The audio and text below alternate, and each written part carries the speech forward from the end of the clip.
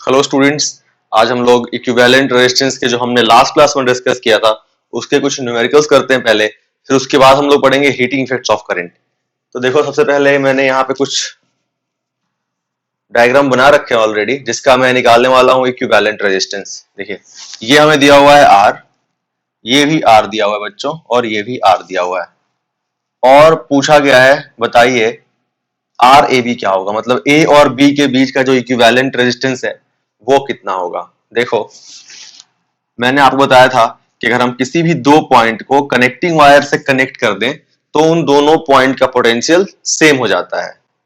तो ये point one को हमने यहां से कनेक्टिंग वायर से कनेक्ट किया है यहां तक, यानी जो पोटेंशियल इसका वही पोटेंशियल इस वाले पॉइंट का, तो इसीलिए मैंने इसको वन लिख दिया है।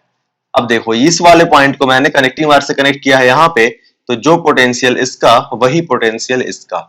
ठीक है बच्चों, तो आपने देखा कि यहाँ पे आपको दो पॉइंट के बीच में वन और टू में सारे रजिस्टर्स आ गए। मैं क्या करता हूं, यहाँ पे दो पॉइंट ले लेता हूं, एक वन और एक टू, और इनके बीच में जो भी रजिस्टर्स हैं उनको मैं ड्रॉ करता हूं। यहाँ वन और टू के बीच में पहला रजिस्टर है ये वाला, इसको मैं यहां ड्रॉ कर लेता हूं, तो उसको मैंने वहां पे काट दिया है ना। अब यहां देखो, ये भी तो वन और टू के बीच में ही है,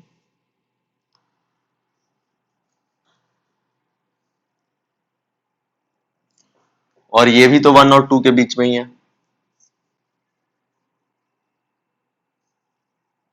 तो ये देखो बच्चों, ये तीनों किसमें हो गए, पैरेलल में।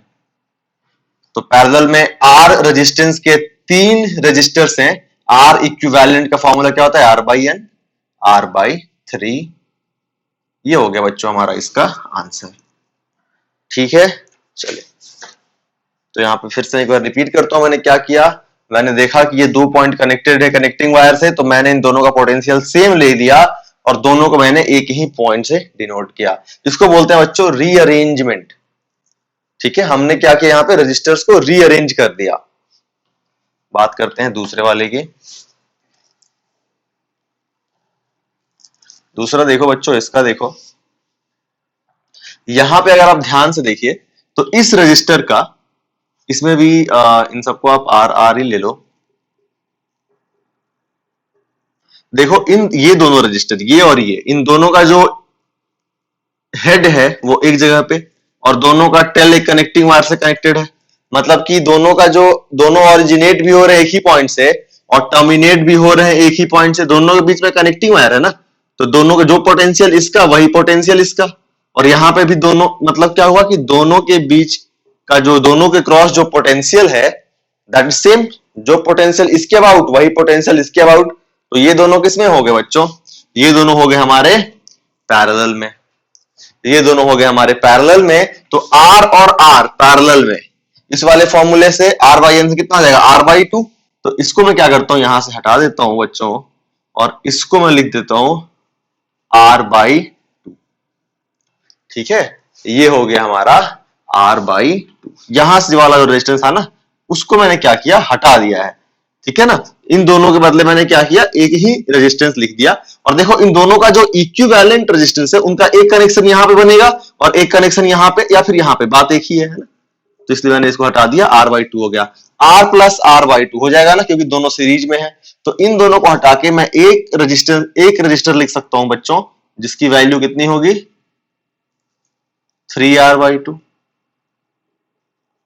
और फिर हमारा थ्री आर बाई टू, और ये आर किसमें है, पैरेलल में है। देखो ना, इसको तुम चाहो तो इस तरीके से लिख सकते हो ना, इस आर को ऐसा, थ्री आर बाई टू और आर पैरेलल में। तो हम लोग आर इक्विवेलेंट निकाल लेंगे, one by R equivalent is equal to two by three R plus one by R. LCM कितना हो गया, थ्री आर, यहाँ क्या हो गया, टू आर, यहाँ पे क्या हो गया बताइए, सॉरी टू, और यहाँ पे कितना आ गया, थ्री, है ना। तो हमारा R, one by R equivalent जो आ गया वो आ गया फाइव बाई थ्री आर, है ना। तो हमारा यहाँ पे बच्चों आर इक्विवेलेंट हो जाएगा थ्री आर बाई फाइव, है ना। इसका आंसर कितना आ गया हमारा, थ्री आर बाई फाइव। चलो इसको सॉल्व करते हैं अब हम लोग।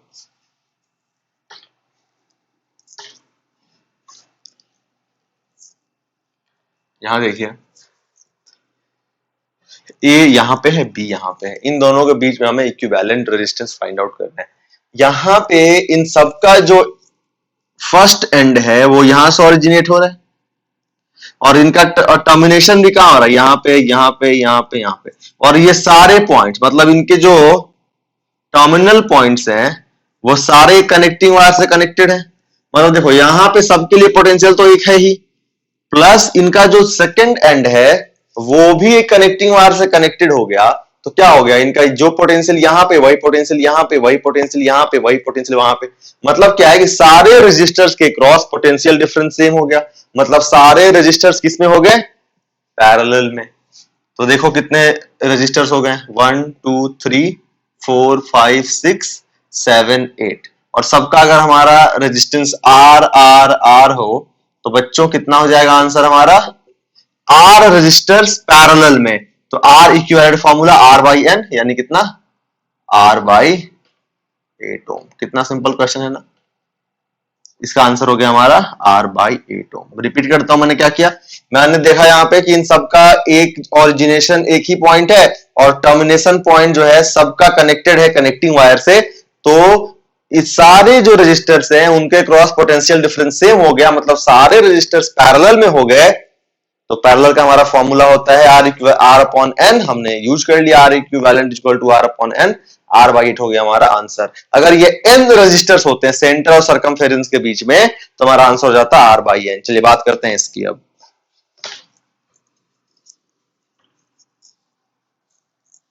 यहां पे बच्चों आप देखो आर आर ये सब कुछ है ना, ए से बी के बीच में निकालना है। तो आप देखो ये और ये दोनों क्या है, पैरेलल में है। तो टू आर पैरेलल में कितना हो जाएगा, 2r बाई 2r, यानी इन दोनों के बदले में एक रजिस्टर लिख लेता हूं जिसकी वैल्यू कितनी होगी, r। अब ये r और ये r दोनों सीरीज में है तो दोनों का इक्विवेलेंट रेजिस्टेंस कितना हो गया, 2r हो गया। ये 2r और ये 2r, ये दोनों किसमें हो गए बताओ, पैरेलल में। और पैरेलल में क्या हो जाएगा, 2r मिलके वापस से r हो जाएगा। तो इसको मैं लिख दूंगा r। ये देखिए ये फिर से आर आर क्या हो गया, 2r हो गया। और 2r लास्ट में क्या हो गया हमारा, पैरेलल में। तो 2r पैरेलल में कितना हो गया मिलके बताइए, r। तो इसका आंसर आ गया हमारा r। देखा आपने कितने आसान प्रॉब्लम से। तो आप कॉम्प्लेक्स डायग्राम देख के बिल्कुल मत डरिएगा, आप अटेम्प्ट करिएगा उसको सॉल्व करने का। आप ट्राई करिएगा उसमें ये फाइंड आउट करने के लिए कि कहां पे सीरीज बन रहा है कहां पे पैरेलल बन रहा है। और जो सबसे पहले आपको मिलेगा सीरीज या पैरेलल कॉम्बिनेशन तुरंत उसको सॉल्व करिएगा। आप देखिएगा कि आपको फिर जैसे उसका आप इक्विवेलेंट लिखेंगे उन दोनों को रिमूव करके आपको किसी थर्ड के साथ उनका इक्विवेलेंट इधर सीरीज और पैरेलल में कंबाइन मिलेगा आपको। तो इस तरीके से आप आगे प्रोसीड कर सकते हैं, आपका आंसर आपको मिल जाएगा। चलिए बच्चों आज की जो हमारी लेक्चर है उसमें हम लोग डिस्कस करेंगे हीटिंग इफेक्ट्स ऑफ करंट।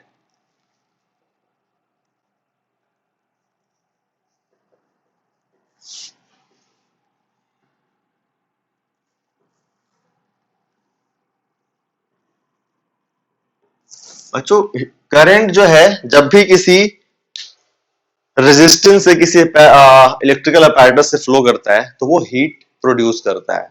ठीक है, जैसे अगर आप देखें कि हमने क्या किया, एक बैटरी से जब हम एक रजिस्टर को सप्लाई करते हैं, ठीक है, जब हम एक बैटरी से एक रजिस्टर को क्या सप्लाई करते हैं, पोटेंशियल डिफरेंस है ना। जैसे मान लो ये आर हो गया, ये एक बैटरी सेल होगी इसकी पोटेंशियल है भी। तो इस सेल के अंदर कुछ केमिकल रिएक्शंस हो रहे हैं जो कि इलेक्ट्रॉन को फ्लो करा रहा है।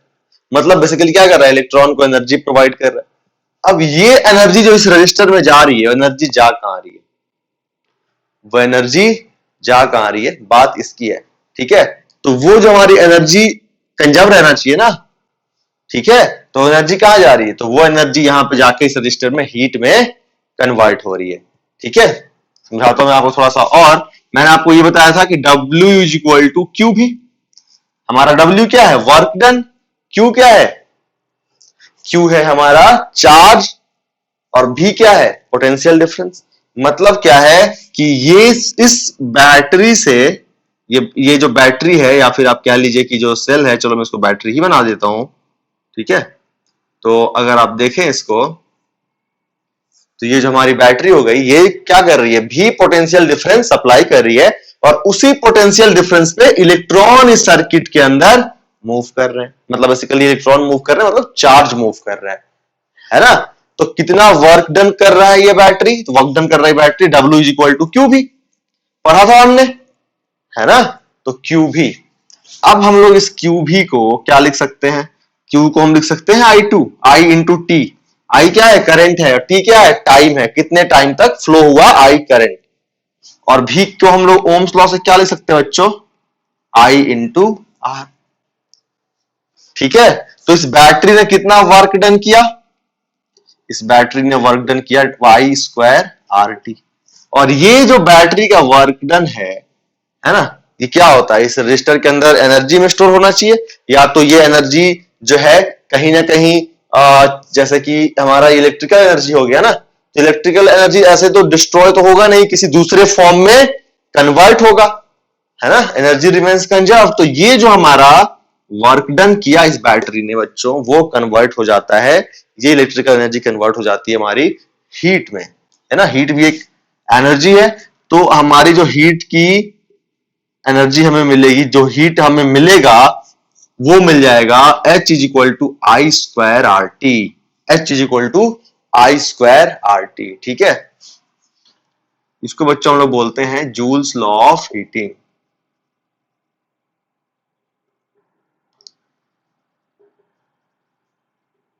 ठीक है, heat produced in a resistor of resistance R ohm is directly proportional to the square of current flowing through that resistor, okay, and directly proportional to the resistance of that resistor, okay, and the time for which the current was being flown।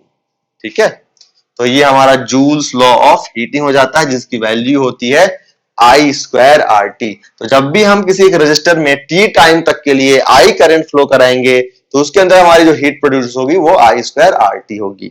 ठीक है बच्चों, तो अब देखो हमारा ये जो हो गया, कभी कभी क्या होता है, हमारा मेन पर्पस ही होता है हीट प्रोड्यूस करना। जैसे अगर हम बात करें आपको आयरन की, है ना, या फिर अगर हम बात करें आपसे गीजर की, या फिर हम अगर आपसे बात करें रूम हीटर की, है ना, तो हमारा इन इलेक्ट्रिकल अपैरेटस जिनका मैंने नाम लिया, उनका पर्पस ही है हीट प्रोड्यूस करना।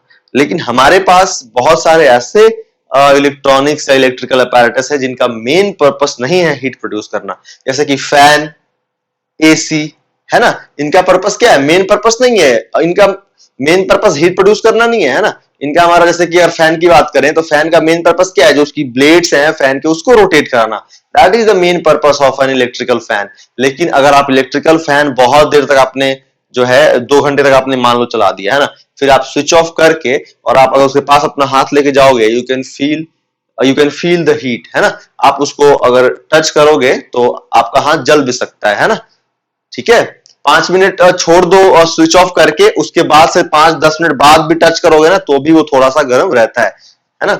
आपको लगेगा कि हाँ इसका टेम्परेचर ज्यादा है, रूम टेम्परेचर ज्यादा है। वो कहां से आया, वो जो है हमारा हीट ही है ना। क्यों, क्योंकि उससे करंट फ्लो और तभी तो उसकी ब्लेड रन कर रहे थे, है ना। हालांकि उसका प्राइमरी गोल नहीं था हीट होना, बट ये हमारा जो है वो हीट हुआ बिकॉज करंट, जब उसके अंदर भी रजिस्टर्स है, वाइंडिंग्स होती है ना, तो उसके अंदर भी करंट फ्लो होता है, उनका कुछ ना कुछ रेजिस्टेंस है ही, तो कुछ ना कुछ जब रेजिस्टेंस है और करंट फ्लो करेगा तो उनके अंदर जो है हीट प्रोड्यूस होगा। ठीक है, तो इलेक्ट्रिकल अपैरेटस हमारा 2 तरह का होता है, जिसका मेन पर्पस होता है हमारा हीट प्रोड्यूस करना, जिनका नहीं होता है मेन पर्पस, उनको भी वो भी हीट हो ही जाते हैं। और उसके लिए हमारा, जहां से आप समझ सकते हैं, अगर रेजिस्टेंस है, करंट फ्लो रहा है, तो वो हीट होगा ही। ठीक है, ओके बच्चों, तो ये हो गया हमारा joules law of heating, heat produced in a resistor of resistance R, इतना होता है हमारा। ठीक है, चलिए अब देखो हम लोग बात कर लेते हैं पावर की। बच्चों पावर क्या होता है बताइए, वर्क डन अपॉन टाइम, हमें पता है ना, पढ़ा था क्लास 9th में, work done in unit second is called power. और वर्क डन क्या है बताइए, आई स्क्वायर आर टी। हमारा कितना हो गया, आई स्क्वायर आर। तो बच्चों पावर की जो यहाँ पे हमें फॉर्मूला मिलता है that is I square R. ठीक है, P is equal to I square R और H is equal to I square R T.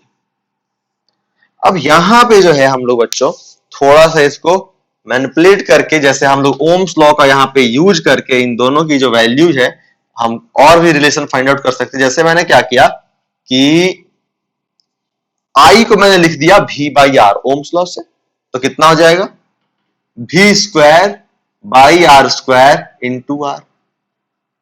Are से स्क्वायर खत्म, P कितना आ गया V स्क्वायर बाई आर। यहां पे P इज इक्वल टू, यहां पे sorry H is equal to, मैंने यहां पे मैंने आई क्या कर दिया V बाई आर लिख दिया, तो कितना आ जाएगा हमारा V square by R square into R into T. तो हमारा H कितना मिल जाएगा V square by R into. अब बोलो सर हम लोग ये यूज करेंगे फॉर्मूला या ये यूज करेंगे? बच्चों ये हमारा क्वेश्चन पर डिपेंड करेगा। ठीक है, जैसे आपको मैं एग्जांपल से समझाता हूं। यहां पे देख लीजिए, यहां पे हमारा एक रजिस्टर है। ठीक है, जिसकी वैल्यू है 100 ओम। ठीक है ना, दो ले लीजिए आप, एक 100 ओम की और ले लीजिए। और ये जो हमारी सेल है इसकी पोटेंशियल आप ले लीजिए कि ये पोटेंशियल डिफरेंस अप्लाई कर रहा मैं 200 वोल्ट। अब अगर आपको यहां पे निकालना है बच्चों कि बताइए हमारा कितना होगा इन दोनों में पावर जनरेट, या फिर 10 सेकंड में heat produced in both registers, आपको बताना है। ठीक है, आप इसको थोड़ा सा दोनों में सेम आ जाएगा तो हम इसको क्या करते हैं 150 ओम कर देते हैं और इसको 50 ओम कर देते हैं। आपको निकालना है कि 10 सेकेंड्स में heat produced in register of resistance 150 ohm and heat produced in register of resistance 50 ओम। यहां भी हम लोग क्या करेंगे, सबसे पहले तो हमें निकालने के लिए आई चाहिए। बोलो सर आई निकालने की क्या जरूरत है, यूज कर लेंगे ना V स्क्वायर बाई आर। नहीं कर सकते, यहां पे V स्क्वायर बाई आर नहीं यूज कर सकते। क्यों? क्योंकि ये जो V होता है ना बच्चों, ये जो V है वो इस रेजिस्टेंस के अबाउट पोटेंशियल डिफरेंस होना चाहिए, और ये जो I है वो इस रजिस्टर के थ्रू करंट फ्लो जो हो रहा है वो होना चाहिए। तो हमें यहां पे इस रजिस्टर के क्रॉस कितना पोटेंशियल डिफरेंस है वो नहीं पता है। हमें इन दोनों के अबाउट कितना है वो पता है, लेकिन एक के अबाउट कितना है वो नहीं पता है। प्लस हमें आई भी नहीं पता है, लेकिन हम आई निकाल सकते हैं कैसे, 150 और 50 को ऐड कर दिया, कितना हो गया 200 ओम। और तो हमारा रिजल्टेंट कितना हो गया इन दोनों का 200 ओम।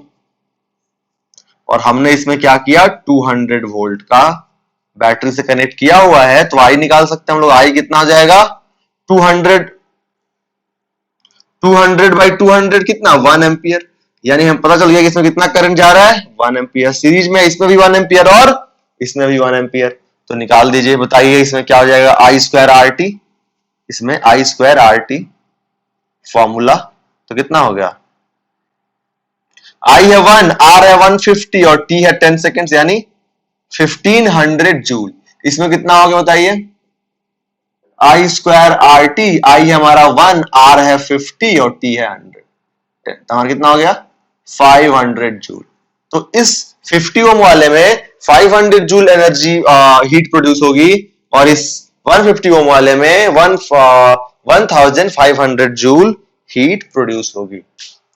ठीक है बच्चों, तो आपको मैं अभी देखो यहां पे मैंने क्या किया, आई निकाल के और फिर मैंने वैल्यू पुट कर दी तो हमें निकल गया।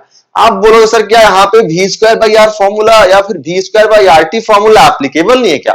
बिल्कुल एप्लीकेबल है, लेकिन उसके लिए आपको इन दोनों के अबाउट पोटेंशियल डिफरेंस पता होना चाहिए, जो अब आप पता कर सकते हो आई निकालने के बाद। जब आपने आई निकाल लिया, आई कितना है बच्चों 1 एम्पियर, तो इसके क्रॉस पोटेंशियल डिफरेंस कितना आ जाएगा ओम्स लॉ से 1 into 150, V equal to I R होता है ओम्स लॉ से। तो 150 इंटू 150 वोल्ट, इसके क्रॉस 50 वोल्ट। आप 50 V स्क्वायर बाई आर जो है 50 by into 50 upon 50 into T करोगे, देखोगे सेम आंसर आएगा। लेकिन यहां पे हमें करना क्या पड़ा, आई निकालने के बाद भी निकालना पड़ा और फिर उस भी की वैल्यू हमें इसमें पुट करनी पड़ी। तो हम उतना क्यों करेंगे, जब हमारा आई निकल गया है तो हम डायरेक्टली इसमें पुट कर देंगे, यहाँ पे आई स्क्वायर आर टी में हमें निकल जाएगा आंसर, है ना। ठीक है बच्चों, तो जब सीरीज में हो ना तो आप आई स्क्वायर आर यूज कर लीजिएगा, क्योंकि सीरीज में करंट सेम रहता है। एक ही करंट निकाला और उस एक ही करंट से दोनों के क्रॉस हमारा पावर निकल जाएगा। ठीक है, तो हम लोग जो है सीरीज में होगा तो हम आई स्क्वायर आर टी भी यूज करेंगे। ठीक है, और अगर हमारा पैरेलल में हो तब, जैसे मान लो ये हमारा इस तरीके का दो रेजिस्टेंस हो गया,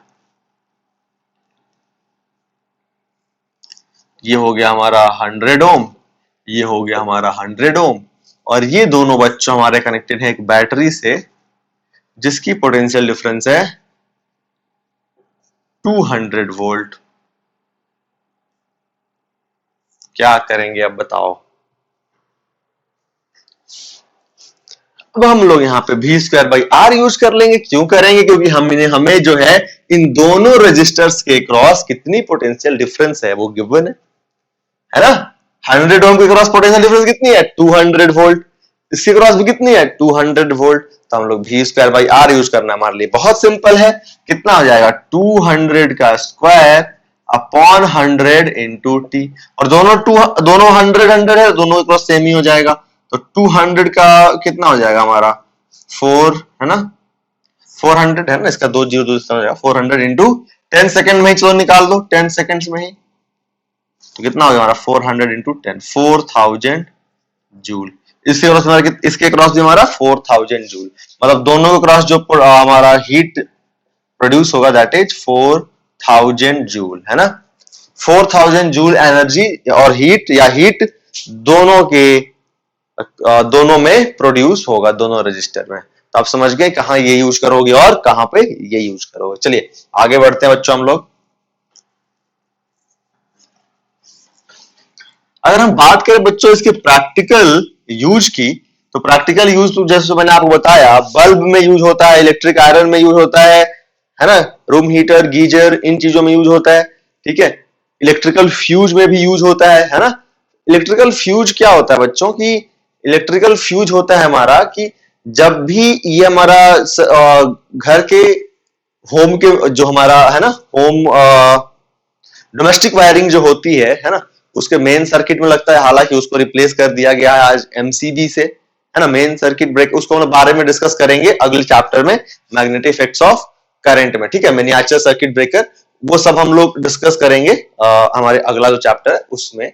लेकिन फिलहाल जो है हम लोग फ्यूज डिस्कस करेंगे। तो फ्यूज दो तरह का होता है। पहले घरों में हमारा जो है फ्यूज होता था, है ना, डोमेस्टिक जो हमारी वायरिंग होती थी, है ना, डोमेस्टिक वायरिंग के मेन स्विच में जो हमारा जहां से सारे घर में सप्लाई जा रही है एक वहां पे लगता था, प्लस जो भी हमारे इलेक्ट्रिकल अपैरेटस है उन सब में भी लगता है। ठीक है ना। तो बच्चों इस फ्यूज का काम क्या है, तो ये फ्यूज करता क्या है कि ना जब इसकी रेटिंग होती है इस फ्यूज की कि 5 एम्पियर 10 एम्पियर 15 एम्पियर, मतलब ऐसा कहते हैं जैसे मान लो आपका घर का फ्यूज खराब हो गया ना, ठीक है, जैसे मान लो अभी आपके घर में या फिर अभी भी आप चले जाओगे ना कहीं टाउन, छोटे स्मॉल टाउन्स में या फिर किसी आप विलेज चले गए तो वहां पे अभी भी कहीं कहीं पे फ्यूज ही यूज होता है। ठीक है, तो वहां पे आप जाओगे वहां स्टोर पे तो आपको आप बोलोगे फ्यूज दे दो, तो पूछेगा कि रेटिंग कितनी, कौन सा फ्यूज, तो आपको बोलना पड़ेगा कि 5 एम्पियर वाली 10 एम्पियर वाली 15 एम्पियर वाली। तो इनकी रेटिंग है। ये रेटिंग क्या बताता है कि अगर इस फ्यूज से 5 एम्पियर ज्यादा करंट फ्लो होगा, ये जो फ्यूज जो है ना ये ब्रेक हो जाएगा यहां से, तो इसमें ये करंट अब नहीं फ्लो होगा। 10 एम्पियर में क्या होगा, 10 एम्पियर का अगर ये फ्यूज है, अगर 10 एम्पियर ज्यादा करंट जैसे ही फ्लो होगा ये करंट फ्लो होना बंद हो जाएगा। Sorry, same goes with 15 ampere, है ना। अब देखो हम लोग ये 15 एम्पियर जनरली हम लोग हमारा जो डोमेस्टिक वायरिंग का मेन सर्किट होता था, मेन स्विच बोर्ड होता था, वहां पे लगाते थे। ये 5 10 जो है हमारा डिपेंड करता है कि हम लोग हमारा कैसा इलेक्ट्रिकल अपैरेटस हम यूज कर रहे हैं उसमें होता है, ठीक है। जैसे टीवी में भी फ्यूज होता है हमारा, है ना, इलेक्ट्रिक आयरन में भी फ्यूज होता है। देखो जैसे मान लो कि एक इलेक्ट्रिक आयरन है जिसकी रेटिंग हमें दी हुई है 1000 वॉट, 200 वोल्ट, यानी पी दिया हुआ है और वोल्टेज दिया हुआ है। पी क्या होता है बच्चों? आई स्क्वायर आर।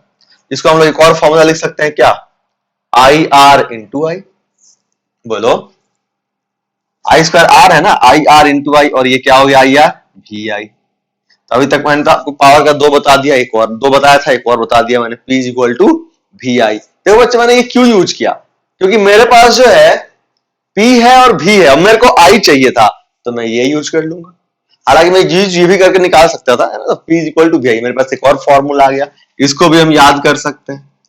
तो P हमारा कितना हो गया? 1000, V कितना हो गया? 200, I कितना हो गया? तो हम क्या करेंगे, इसको 1000/200 से डिवाइड कर देंगे, कितना मिलेगा? 5 एम्पियर। ठीक है। तो हम क्या करेंगे कि अगर ये इलेक्ट्रिक आयरन है तो इसे कितनी करंट की जरूरत है? 5 एम्पियर की। अगर और ये जो रेटिंग है, इसकी रेटिंग है कि 200 वोल्ट पे 1000 वॉट का ये पावर कंज्यूम करेगा, है ना। तो जैसे मान लो इलेक्ट्रिक आयरन, तो उसमें सेटिंग होती है कि हाँ ठीक है 1000 वॉट तक अगर ये हीट प्रोड्यूस कर रहा है, 1000 वॉट मतलब 1000 जूल पर सेकंड अगर ये हीट प्रोड्यूस कर रहा है, तो जो क्लोथ हम लोग आयरन कर रहे हैं ना, वो नहीं जलेगा, ठीक है। लेकिन अगर 5 एम्पियर से ज्यादा करंट फ्लो हो जाएगा तो क्या होगा? वो जो आयरन है वो ज्यादा हीट कर जाएगा, है ना, तो ज्यादा हीट प्रोड्यूस करेगा। तो अगर आप आयरनिंग कर रहे हैं, ठीक है, तो आपके जो फैब्रिक है वो जल सकता है ना।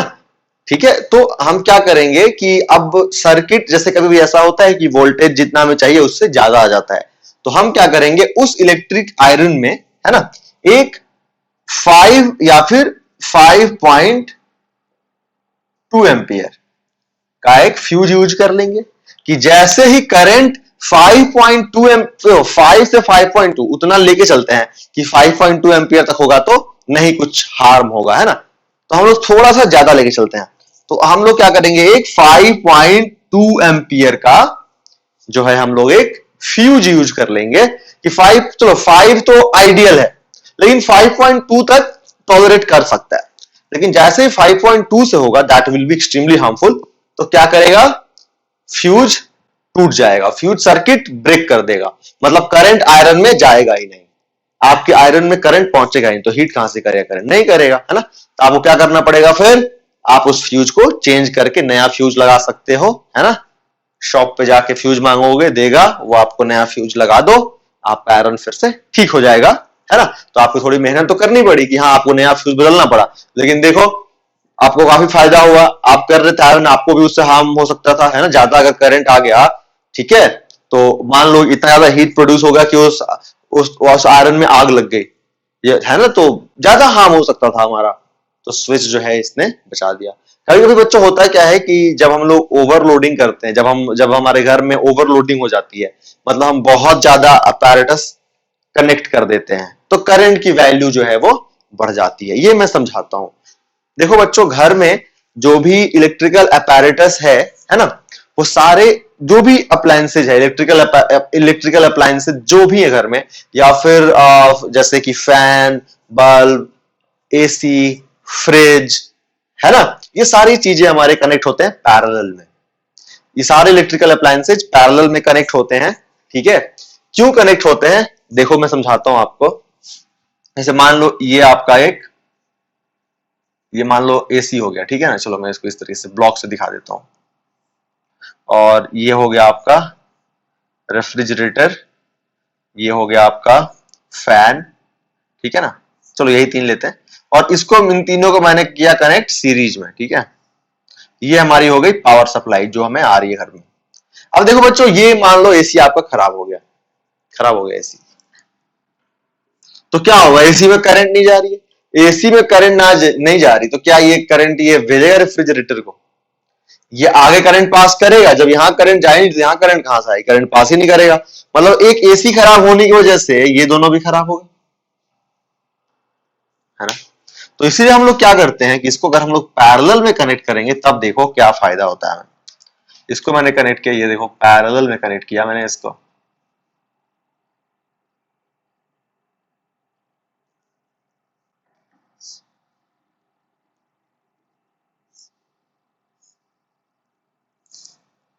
ठीक है।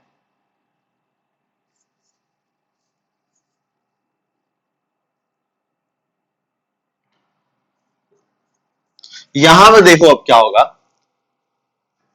कि अगर एसी खराब भी हो गया तो इसमें तो करंट जाएगा, ये करंट इसको भेजेगा, है ना।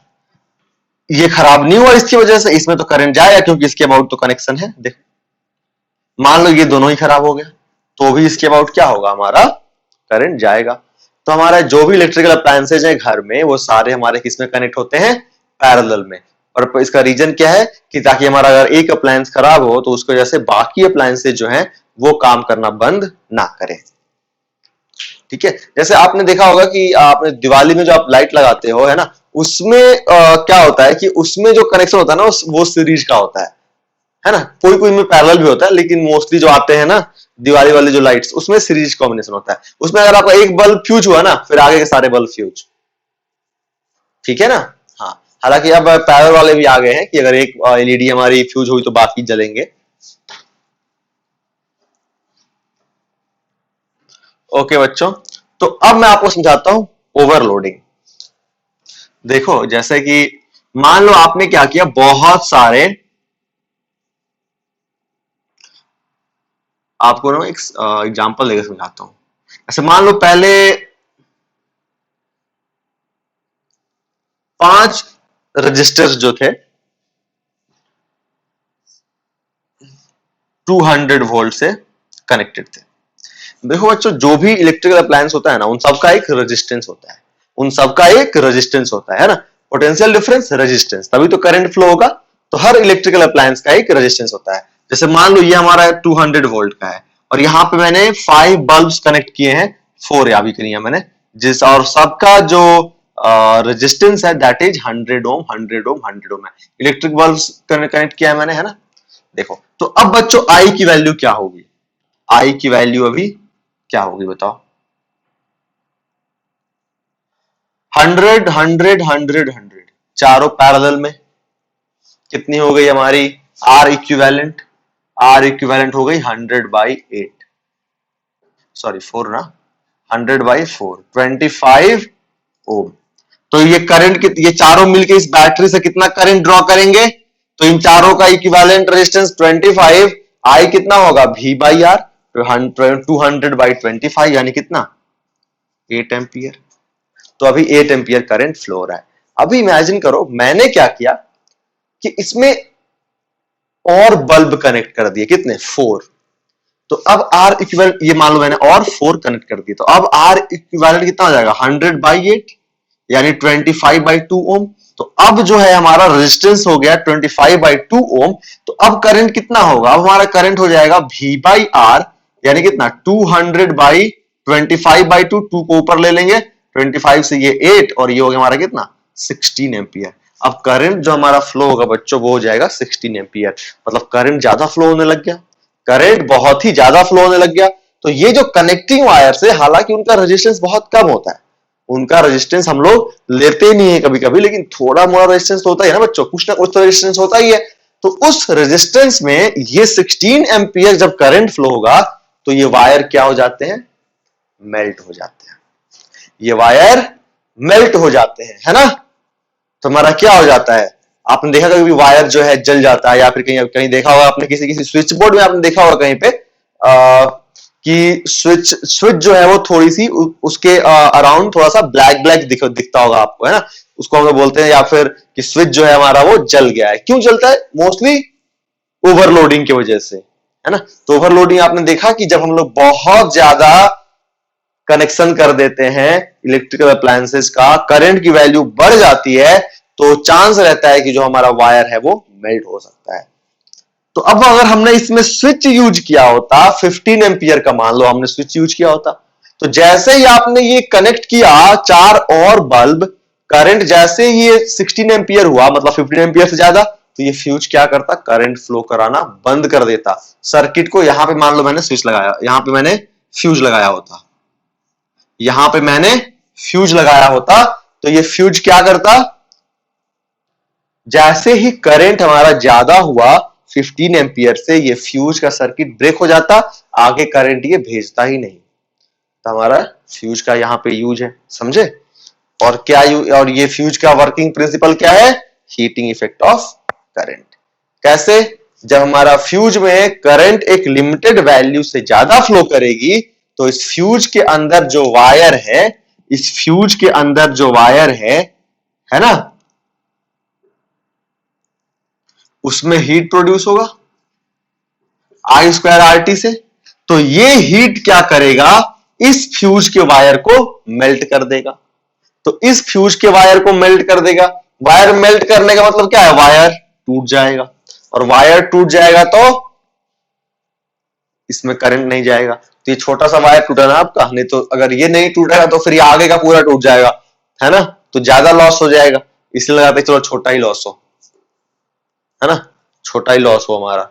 और मान लो बल्ब फ्यूज हो सकता है, अगर बहुत ज्यादा करंट आ गया तो हमें फायर का भी हमें जो है रिस्क रहता है कि वैसा कुछ हो सकता है कि आग लग सकती है ना। तो वो सारा चीज हमें फ्यूज जो है हमें इन चीजों से सेफ रखता है। ठीक है बच्चों, तो ये हो गया हमारा practical use of heating effect of current, electrical irons, fuse, geyser, है ना, ये सारी चीजें हो गई हमारी जिनका हम लोग यूज करते हैं। अब देखो कुछ क्वेश्चंस करते हैं हम लोग फॉर्मूले, जूल्स लॉ ऑफ हीटिंग पे, है ना। जैसे मान लो आपका एक बल्ब दिया हुआ है इस तरीके से, बच्चों इसकी रेटिंग दी हुई है 200 वोल्ट 100 वॉट, है ना, या फिर 100 वॉट 200 वोल्ट, है ना, कोई भी पहले लिख सकते हैं, उसमें कोई ज्यादा है नहीं, ज्यादातर आपको यही मिलेगा 100 वॉट 200 वोल्ट। ठीक है, इसका मतलब क्या है बच्चों, इसका मतलब ये है कि ये बल्ब जो है, इसको इसकी मैन्युफैक्चरिंग प्रॉपर्टी ये है कि अगर हम इसको 200 वोल्ट के बैटरी से कनेक्ट करें तो ये 100 जूल एनर्जी पर सेकेंड कंज्यूम करेगा। मतलब क्या है कि अगर हम इसको 200 वोल्ट से कनेक्ट करें तो ये पर सेकेंड 100 जूल का हीट प्रोड्यूस करेगा। ये इसकी रेटिंग का मतलब होता है ना, इतना पावर जो है 100 जूल का 1 सेकेंड में ये प्रोड्यूस करेगा। ठीक है, तो बच्चों जब भी हम किसी बल्ब को मैन्युफैक्चर करते हैं, बनाते हैं, तो कौन सा इलेक्ट्रिकल पैरामीटर है जिसको हम कांस्टेंट कर देते हैं, करंट, पोटेंशियल, रेजिस्टेंस और पावर, बता सकते हैं आप। देखो बच्चों, ये पावर, पोटेंशियल और करंट ये सब हमारे हाथ में नहीं है, मतलब हमारे हाथ इन द सेंस कि इस मैन्युफैक्चरिंग इस बल्ब के हाथ में नहीं है ना, bulb can't control this, VPI ये सप्लाई की प्रॉपर्टीज है, मतलब जैसा सप्लाई आएगा, है ना, वैसा वोल्टेज होगा, वैसा पावर होगा और वैसा करंट होगा। लेकिन एक चीज जो है, जो इसकी प्रॉपर्टी है, बल्ब की मैन्युफैक्चरिंग प्रॉपर्टी में आती है, दैट इज रेजिस्टेंस। मतलब आप इस बल्ब को 200 वोल्ट के पावर सप्लाई से कनेक्ट करो, या फिर 400 या फिर 800, जो बल्ब की रेजिस्टेंस है that is going to be remain constant, but you can't say the same about power, voltage और करंट। देखिए, हम लोग अगर बात करें इसमें इस बल्ब की, तो रेजिस्टेंस हम लोग यहां पे चाहें तो निकाल सकते हैं। कैसे, देखो P आपका कितना है 100 और V कितना है, तो आप ये यूज कर लो, P is equal to V²/R। P कितना है 100, V कितना है 200 का स्क्वायर, और R तो चाहिए आपको, तो R कितना आ गया 200 इंटू 200/100, 400 ओम। मतलब आपने यहाँ पे 200 वोल्ट से कनेक्ट किया है तो 400 ओम है। आप इसको 400 वोल्ट से भी कनेक्ट करोगे तो ये 100 ओम ही रहेगा, और पावर चेंज हो जाएगा। पावर जो है ना अपना, वो हमारा चेंज हो जाएगा। ठीक है, और इस रेटिंग का मतलब क्या है बच्चों? इस रेटिंग का मतलब ये है कि if this bulb will be connected to a power supply of 200 volt, it will consume a power of 100 watt. But what if it is not connected to a power supply of 200 volt? Voltage supply of 200 volt. In that case, it will not consume power equal to 100 watt. If it is connected to a voltage supply of 400 volt, then this power will 100, this power will not be 100, it will be more than 100. और अगर इसको connect किया गया 100 volt voltage supply से, तो now it will consume power less than 100 what. ठीक है, तो चलो हम लोग मान लेते हैं कि ये तो हमारा बल्ब का रेटिंग दिया हुआ है, और इस बल्ब को जो सप्लाई किया गया, बल्ब को जिस बैटरी से कनेक्ट की गई, उस बैटरी की जो पोटेंशियल डिफरेंस थी, दैट वाज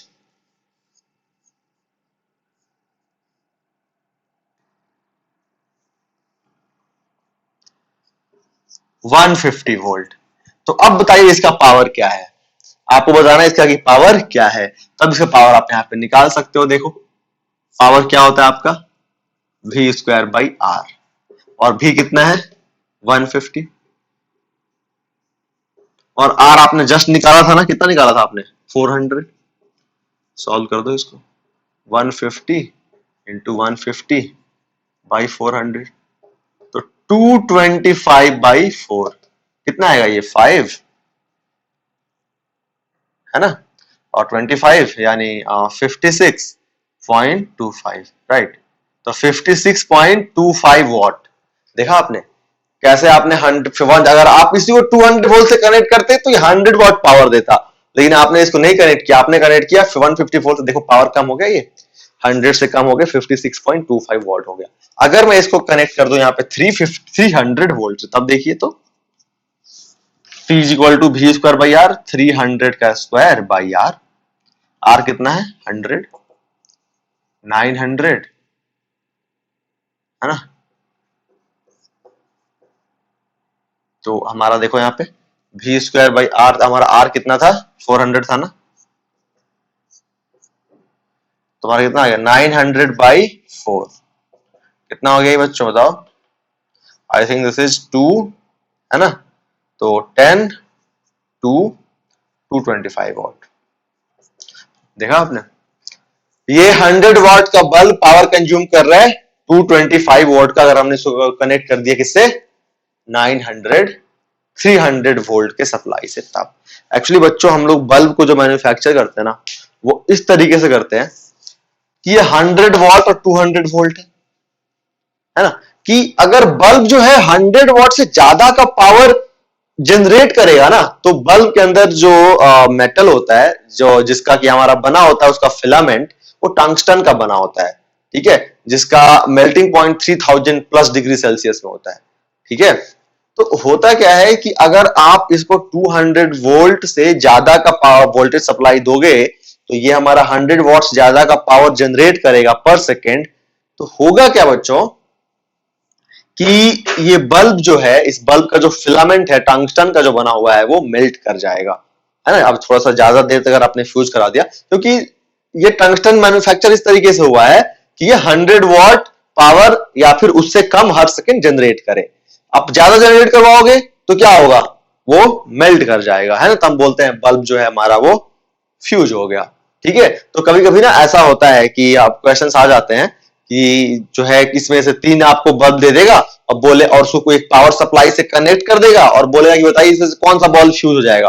तो जिस बल्ब के अंदर उस बल्ब के रेटेड पावर से ज्यादा पावर जनरेट हो रहा हो, उसको हम लोग बोलेंगे कि ये बल्ब हमारा फ्यूज जाएगा। और क्यों फ्यूज होगा वो मैंने आपको रीजन समझा दिया। ठीक है बच्चों, कुछ करते हैं न्यूमेरिकल्स हम लोग।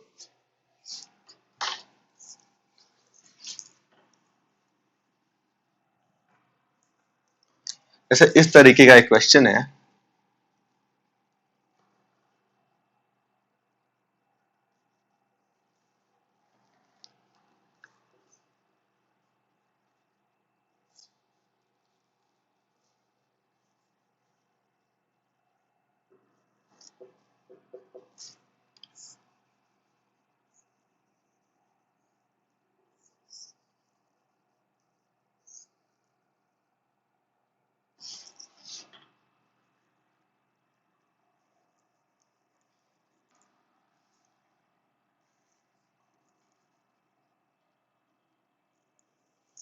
ठीक है बच्चों, ये सारे ये जो है इंडिविजुअली आर आर आर, ठीक है ना।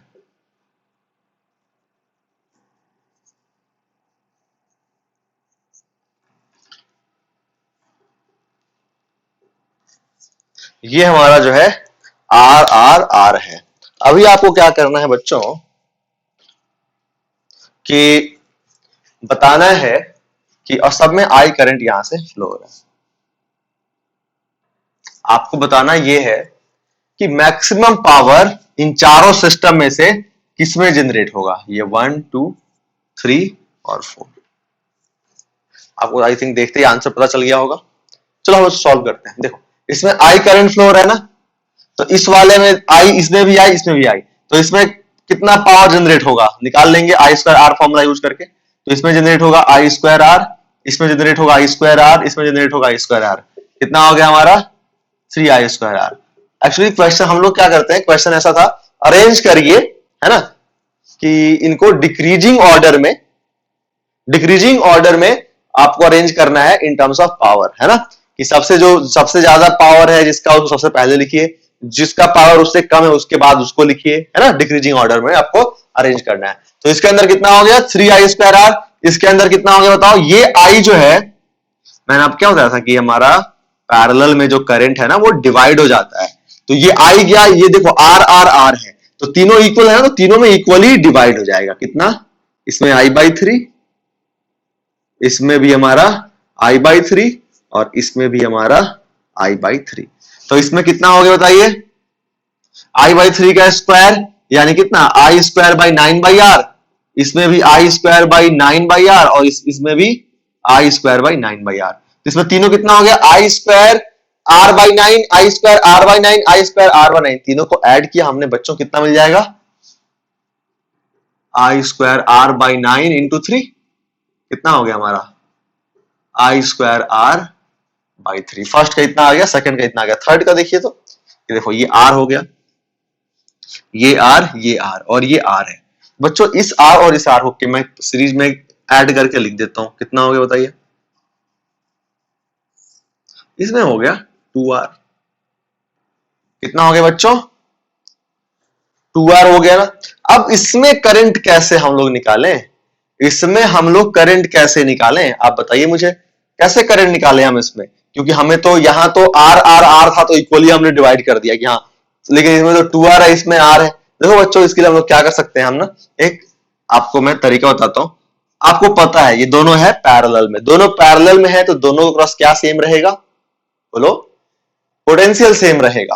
तो मैंने मान लिया कि इसमें गया करंट x, तो इसमें कितना करंट जाएगा आई आ रहा था x, तो इसमें चला गया, इसमें जाने के लिए कितना बच गया आई माइनस एक्स, आई माइनस एक्स इसमें, आई एक्स इसमें।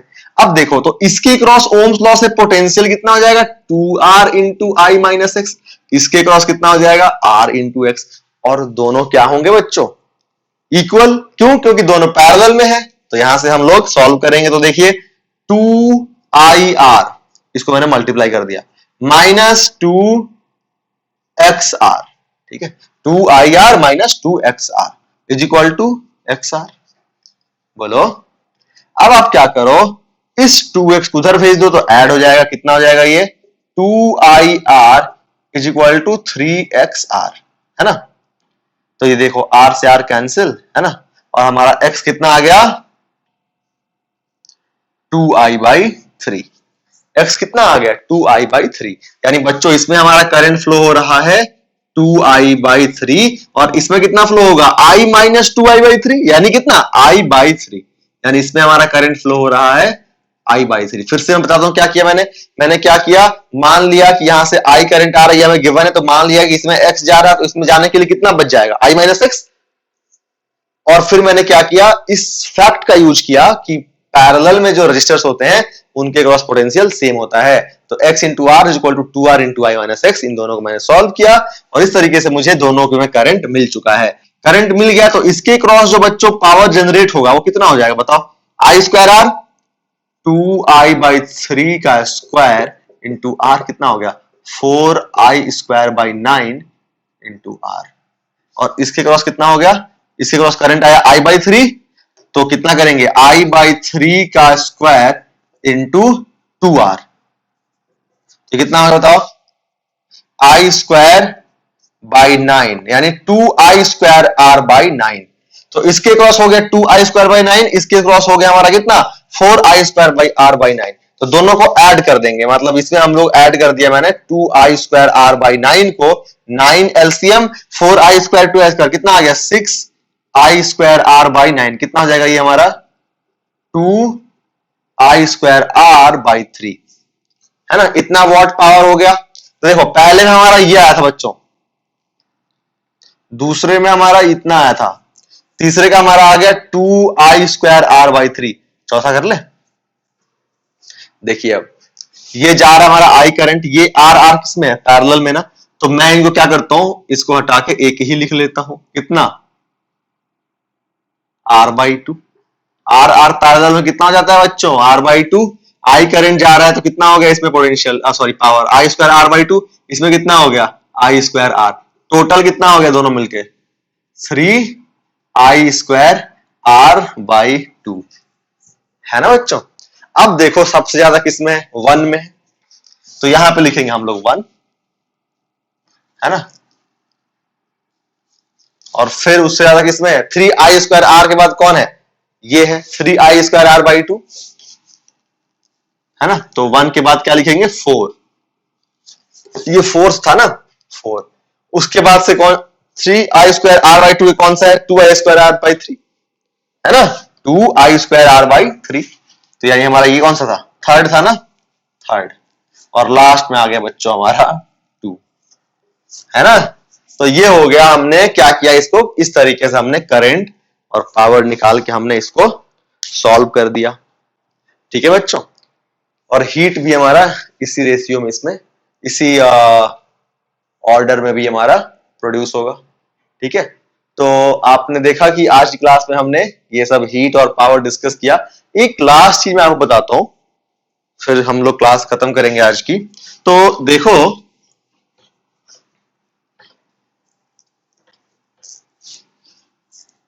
आपने देखा होगा कि आपने अपने कभी घर की जो आपका इलेक्ट्रिसिटी बिल आता है, अगर आपने उसको चेक किया होगा तो उस पर यूनिट्स लिखे रहते हैं कि इस मंथ आपने जो है 500 यूनिट इलेक्ट्रिसिटी बिल का यूज किया, या फिर आपने 400 यूनिट। ये यूनिट क्या होता है इसके बारे में हम लोग डिस्कस करते हैं। तो बच्चों देखो 1 यूनिट इलेक्ट्रिसिटी बिल आप कब कंज्यूम करोगे, 1 यूनिट इलेक्ट्रिसिटी बिल आप तब कंज्यूम करोगे जब 1000 वॉट पावर का, है ना, कोई भी इलेक्ट्रिकल अप्लायंस आपने यूज किया कंटिन्यूअसली 1 आवर तक। तो बोलोगे सर हम ऐसा करेंगे 500 वॉट का 2 यूज कर लेंगे, ऐसा नहीं है। 100 वॉट पावर का मतलब क्या है कि वो एक अप्लायंस भी हो सकता है ना, 10 अप्लायंस भी हो सकते हैं 100 वॉट के, या फिर हमारा अगर एक एसी है जिसका कि जनरली 2000 वॉट होता है ना। तो अगर आपने, आपका एसी है जिसका कि पावर 2000 वॉट है, और अगर आपने उसको हाफ एन आवर चला दिया, हाफ एन आवर, है ना, तो कितना हो गया बताओ, आपका एसी जो है उसका कितना हो गया 2000 वॉट उसका आवर हो गया। आपको उसने आपने उसको चला दिया, ये क्या हो गया हमारा, देखो इतना ही आ गया ना, 1000 वॉट इंटू 1 आवर लिख सकते हो आप इसको। तो वही मतलब है। अब आपने क्या किया कि आपने जो है 10 फैंस हैं आपके घर में, मान लो कि 10 इलेक्ट्रिक फैंस है ना, 100 वॉट हमारी हो गई पावर फैन की, मतलब पावर आप जो आपका फैन है वो पर सेकेंड 100 जूल एनर्जी यूज कर रहा है। ठीक है। तो आपने क्या किया, ऐसे 10 इलेक्ट्रिकल फैंस को आपने चला दिया 1 आवर तक, तो आपका 1 यूनिट बिजली आपने कंज्यूम कर लिया, आपका बिल में जो है इलेक्ट्रिसिटी बिल में 1 यूनिट बढ़ गया। ठीक है, समझ में आ रही है आपको बात। तो हम क्या करते हैं, अब ऐसे मान लो ऐसा क्वेश्चन अगर हम बात करें, सबसे पहले मैं आपको ये समझा देता हूं कि इसकी वैल्यू जूल में कितनी होगी। तो देखो 1000 वॉट इंटू 1 आवर, 1 आवर हम लोग चेंज कर लेंगे, कितना हो जाएगा 60 इंटू 60 सेकेंड्स। और ये क्या हो गया हमारा वॉट, है ना। वॉट इंटू सेकेंड क्या होता है बच्चों बताओ, 1000 इंटू 60 36, है ना, 00 यहां से, और इस पे 1 2 3, है ना, इसको हम लोग इतना जूल, है बच्चों। पावर की यूनिट क्या होती है बच्चों? वॉट होती है। आपने पढ़ा था ना क्लास 9 में, हमने डिस्कस किया था जब, है ना, एनर्जी एंड पावर और वर्क एनर्जी पावर में। तो अगर आपको नहीं पता है तो लिख लो इसको, है ना। Unit of power is what और जूल पर सेकेंड। और एनर्जी की तो आपको पता ही होगी, है ना। अगर नहीं पता है तो बहुत दुख की बात है। एनर्जी की जो हमारी यूनिट होती है वो जूल होती है, ठीक है, एसआई यूनिट। तो यहां पे हमारा ये जूल पर सेकंड को सेकंड से मल्टीप्लाई कर दिया, ये हमारा बन गया जूल। इसको आप चाहो तो ऐसे भी लिख सकते हो साइंटिफिक नोटेशन में, 3.6 into 1 2 3 4 5 6 10 to the power 6 joule. मतलब हम लोग जो वन यूनिट क्या होता है बच्चों? वन यूनिट होता है हमारा, one unit of electricity is equal to 1 kilowatt hour. 1 kilowatt hour, 1000 watt in 1 kilowatt मतलब 1000 वॉट इंटू 1 आवर, है ना। इंटू कर दिया इसको, हमारा आ गया 3.6 into 10 to the power 6 joule. ठीक है बच्चों, यहाँ पे देख लीजिए हमने साइंटिफिक नोटेशन लिख दिया कि हमारा 1 2 3 4 5 6 है ना, तो यहाँ पे हमने इसको लिख दिया, इतना जूल होता है। ठीक है, तो अब जैसे मान लो एक सिंपल सा क्वेश्चन ले लीजिए कि आपने क्या किया अपने घर में, है ना, 6 आवर्स के लिए 2 एसीज, 3 फैंस, 10 बल्ब्स यूज किया। ठीक है, 6 आवर्स के लिए। आप बताइए आपने 6 आवर्स में, और आपका जो जिस बोर्ड से आप इलेक्ट्रिसिटी आप सप्लाई होती है आपकी, है ना, उसका जो इलेक्ट्रिसिटी बिल का रेट है वो है 10 रुपीज पर यूनिट। तो बताइए आपने आपने कितने रुपए का इलेक्ट्रिसिटी, आपका कितना रुपए का इलेक्ट्रिसिटी बिल आएगा इस 6 आवर्स में, निकालते हैं। आपको दिया हुआ है एसी की जो पावर है दैट इज 2000 वॉट, फैंस का दिया हुआ है 100 वॉट, और बल्ब का दिया हुआ है 50 वॉट। यानी ये एसी एक सेकंड में 2000 वॉट यूज करेगा, फैन एक सेकंड में 100 जूल, बल्ब एक सेकंड में 50 जूल। चलो देखो कितना हो जाएगा फिर ये 10 बल्ब्स। तो हम लोग क्या करेंगे, किलोवाट आवर में चेंज कर लेते हैं, हमारे लिए आसान हो जाएगा। तो किलोवाट आवर में अगर बच्चों हम लोग चेंज करें तो देखो, पहले तो ऐसे ही करता हूं। तो 2000 वॉट को मैं क्या लिख सकता हूं, अच्छा लिख देता हूं पहले यहां पे, इंटू 6 आर। इसको मैं क्या लिख सकता हूं, 2 किलोवाट लिख सकता हूं, 2 किलोवाट इंटू 6 आर कितना हो गया, 12 किलोवाट आवर। देखो 12 किलोवाट आवर, यानी ये कितना हो गया, एसी की वजह से कितना हो गया बच्चों, 12 यूनिट्स। फैंस का देखो 100 इंटू, अच्छा 2 है ना, देखो बच्चों यहाँ पे 2 है, ठीक है, तो 2 से मल्टीप्लाई करेंगे हम लोग, एक एसी नहीं 2 एसी चलाया था, तो कितना हो गया हमारा, ये आ जाएगा 24 यूनिट्स। अब बात करें हम लोग 3 फैंस का, तो 3 इंटू 100, 3 इंटू 100 इंटू कितना 6 आवर्स, तो कितना हो गया बताओ, 6 इंटू 3 इंटू 8। अब जो है इसको मैं क्या लिख सकता हूं बताओ, 1800 वॉट आवर्स। उसको आप लिख सकते हो 1.8 किलो वॉट आवर, यानी कितना हो गया यहां से 1.8 यूनिट्स, 1.8 यूनिट्स आपने इलेक्ट्रिसिटी बिल फैन की वजह से कंज्यूम कर लिया। और 10 बल्ब देखो, तो 10 इंटू 50 इंटू 6 आवर्स कितना हो गया, 10 इंटू 5 500 इंटू 6 कितना हो गया बताइए, 3000 वॉट आवर्स, यानी कितना 3 किलो वॉट आवर, यानी कितना 3 यूनिट्स। तो कितना हो बताइए, टोटल आपने कितना कंज्यूम किया 3, ठीक है, इसकी वजह से 1.8 इसकी वजह से, और 24, टोटल हमारा कितना हो गया 24 प्लस 3 प्लस 1.8, तो 20 कितना 24 प्लस 3 27 प्लस 1.8 28.8 यूनिट। और 1 यूनिट का 10 रुपीज, तो टोटल कितना आपने 288। आपने टोटल कितने रुपीज का यूज कर लिया इलेक्ट्रिसिटी बिल? 288 रुपीज का। ठीक है बच्चों, तो ये होती है हमारी 1 यूनिट ऑफ इलेक्ट्रिसिटी। तो जितना हम लोग कम इलेक्ट्रिसिटी यूज करेंगे उतना कम पोल्यूशन होगा, उतना कम हमारा इलेक्ट्रिसिटी बिल आएगा। ठीक है, तो जब भी आप घर में ना हो तो कोशिश करें कि आपका एसी स्विच ऑफ हो, है ना, बल्ब बेकार का ना जलाएं। ठीक है, सेव इलेक्ट्रिसिटी सेव अर्थ। ठीक है बच्चों, तो आज की क्लास में बस इतना ही ज्ञान। मिलते हैं अगले वीडियो लेक्चर में।